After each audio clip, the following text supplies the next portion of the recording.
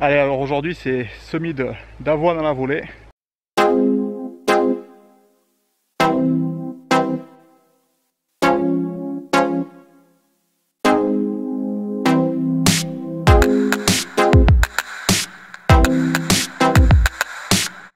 Donc, je voulais partager un peu là quelques notions qui me paraissent essentielles pour réussir donc, un semis à la volée. Donc tout d'abord c'est sur la préparation du sol, donc il faut avoir un sol quand même le plus plat possible. Éviter d'avoir des grosses raies type passage de chisel mal recouverte ou pareil un vibro qui ferait des raies trop profondes, parce que ce qui se passe souvent c'est qu'après quand on vient renterrer, si on passe une autre herse ou quoi que ce soit, toutes les graines qui sont tombées dans ces raies, elles sont vite fait d'être enterrées à plus de 5 cm de profondeur, donc à avoir des difficultés de germer. C'est pour ça que donc plus le sol est plat, meilleure est la levée. Ensuite avoir une structure en surface qui soit quand même suffisamment grumeleuse, assez aérée. Pas avoir un sol compacté, un sol dur, et ça pénaliserait la levée. C'est pour ça qu'on voit aujourd'hui, il y en a qui arrivent à réussir des semis à la volée sans travail de sol. Par exemple, un blé qui est semé sur un maïs avant la récolte du maïs, qui est juste recouvert par les pailles. Mais alors là, ce qu'il faut faire vraiment attention, c'est que ces personnes-là ont des sols avec des années de recul en TCS ou en semi-direct, avec une vie du sol très développée, et c'est des sols, quand on est dans des parcelles comme ça, on peut attraper la terre est meuble, quoi. Vraiment c'est impressionnant quoi, le travail des vers de terre et tout. Donc ce sol là est vraiment pas compacté en surface, il n'y a pas une petite route épaisse, et donc dès que la plante va germer, elle arrive à s'enraciner facilement. Et si on n'a pas ces structures de sol idéales, ben, ce qu'il faut faire, c'est par un travail très superficiel, arriver juste à casser là des fois cette petite couche un peu dure là, et comme ça l'eau s'infiltre mieux, le semis lève mieux. Donc nous soit on fait au vibro, parce qu'on fait avec le matériel de la ferme, donc soit on fait au vibro, soit sinon on a un chisel, un cuma là, donc on arrive à tenir la profondeur assez précisément, et c'est un chisel avec des rasettes, donc ça permet de scalper toute la surface. Et pareil, à l'arrière de ce chisel, il y a un rouleau, et avant ce rouleau, il y a des disques qui renivellent. Donc toujours le fait d'avoir un sol assez nivelé avant de venir semer. Donc ensuite, le deuxième point à pas négliger, c'est la qualité de la répartition de la graine. Donc voir le matériel disponible sur l'exploitation, si c'est des distributeurs d'engrais, si c'est des semoirs réadaptés. Mais essayer d'avoir une meilleure répartition de la semence au mètre carré.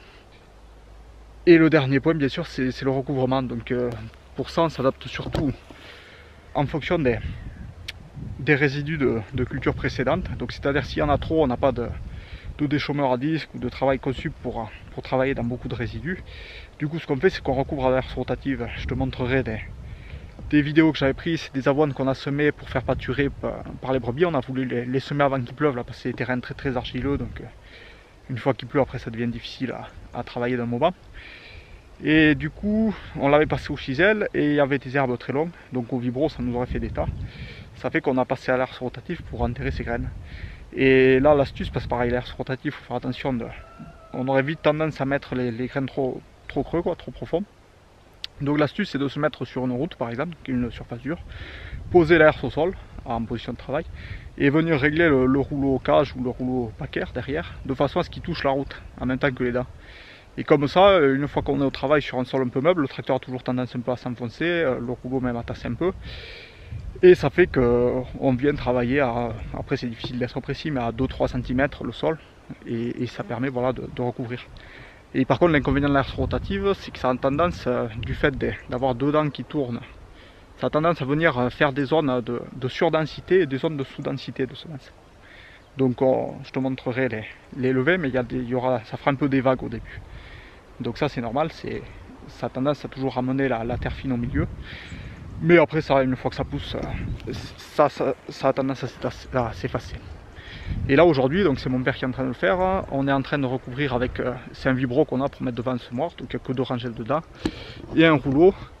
Donc l'avantage c'est que le rouleau nous permet de bien tenir la profondeur, et le vibro ça permet d'avancer quand même relativement assez vite, et ça passe quand même dans des résidus pas énormes mais un peu importants.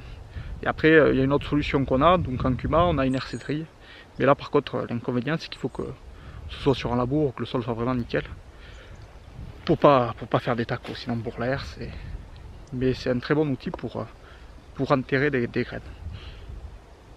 Et après, en prairie, ce qui peut se faire sur des petites graines, c'est de venir semer et passer directement un coup de rouleau Cambridge pour venir plaquer les graines au sol et les enterrer à même pas 1 cm de profondeur. Donc ça marche très bien en tout ce qui est petite luzerne, type luzerne, trèfle. C'est quand on arrive à avoir ces trois aspects, donc qui sont avoir un sol meuble en surface et bien plane avant de semer, avoir un semoir qui permet une bonne répartition de la graine au mètre carré et avoir un bon outil de recouvrement. Là on arrive à avoir des levées qui sont très correctes, et ce qui est très intéressant, c'est aussi un niveau de talage vraiment peut-être plus élevé qu'en semis en ligne conventionnelle, parce que les plantes ne sont pas du tout concurrencées sur la ligne. Et autre aspect, donc encore plus marqué avec l'avoine, le fait d'avoir zéro interrang, ben c'est sur le salissement, hein. Donc ça va t'aller partout et ça va venir vraiment boucher très rapidement à la levée les espaces de lumière. Donc tout ce qui est adventice vont venir être concurrencés par la culture en place. Et l'avoine en plus, qui a un effet alléophatique, vient amplifier ce phénomène et donc tenir vraiment le sol propre là-dessous. Donc c'est pour ça qu'on n'est pas trop inquiet. En plus on sème tard, donc même si on a juste déchaumé, qu'on n'a fait aucun désherbage. Et puis je rappelle aussi que c'est pour enrubanner ou pour faire pâturer, donc les exigences en salissement de culture ne sont pas les mêmes que si c'est des cultures qu'on va moissonner.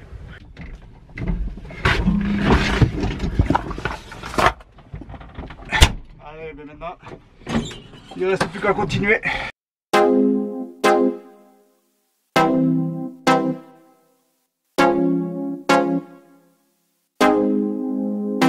Voilà, donc je vais te présenter le semoir. Alors nous on sème avec un OD, un DP12, donc ça c'est très vieux, hein. Ça doit avoir facilement 30 ans d'âge, voire plus. Je ne sais pas bien l'année qu'il y a celui-là.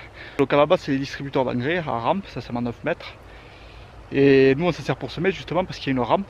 Et donc ça nous permet, si on sème à côté des champs des voisins, d'éviter d'en mettre chez les voisins comparé à un distributeur classique. Et autre avantage aussi, c'est la régularité sur toute la largeur de travail. On met vraiment la même quantité chaque mètre et semer avec la même quantité à hectare. Là il y a 9 mètres de semis là-dessus.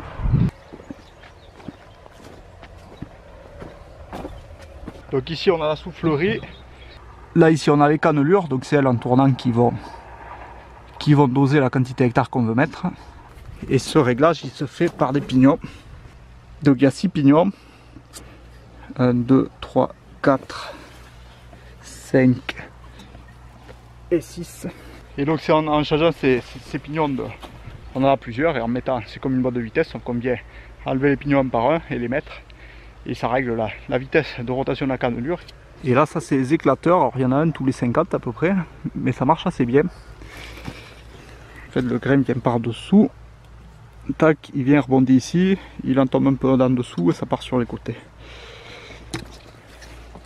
Donc voilà pour la présentation du DP12. Après j'essaierai de faire une vidéo pour expliquer un peu comment ça se règle, parce que c'est là que ça se complique un peu. Bon, il y a une petite habitude à avoir, hein. Nous au début on ne tombe pas toujours juste, mais à force, quand on trouve des réglages qui marchent bien, on les note. Et puis petit à petit, on se fait la main.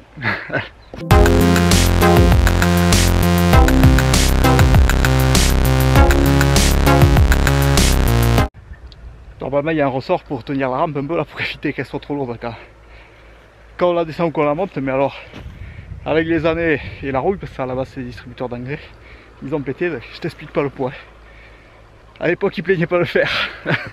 Bon mais moi je vais te laisser ici, là je vais continuer de semer, faire quelques hectares de plus, puis faire le tour des brebis un peu, à les donner, et la journée sera passée. Allez, salut!